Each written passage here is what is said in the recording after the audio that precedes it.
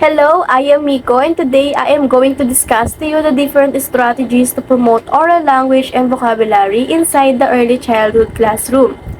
How your students feel in the classroom influence their comfort level, which directly impacts their ability to speak. First, when you develop a positive classroom environment where your students' culture and diversity is respected and honored, your learners will feel more ease and willing to speak.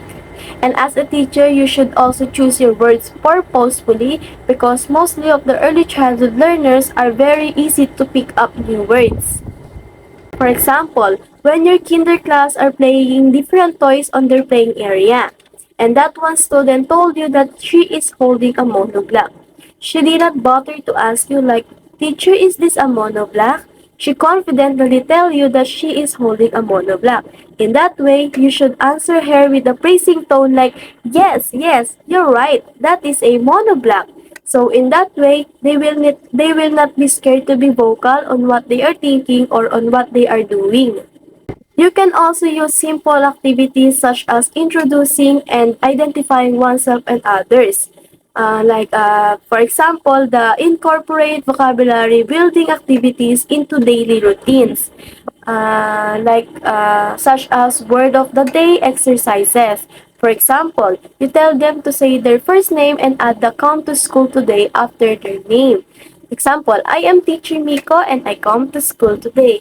And your students will also say that I am Princess and I come to school today. I am Carl, I come to school today. So this type of activity, they learn new vocabulary that they can use every day. Plus, your students will feel more valued in the classroom if you show that you are very interested in them. Another example is vocabulary games and activities. Use games like bingo or charades to make new words fun and interactive. In this way, your students will not get bored and they will keep attentive in your class. And lastly, the language experience approach. You may use students' experiences as the basis for developing oral language and vocabulary. For example, have students to share their own experiences or stories because children like to talk about their experiences or stories. So you can use the question of the day strategies to so that you make them feel more cooperative and vocal about themselves.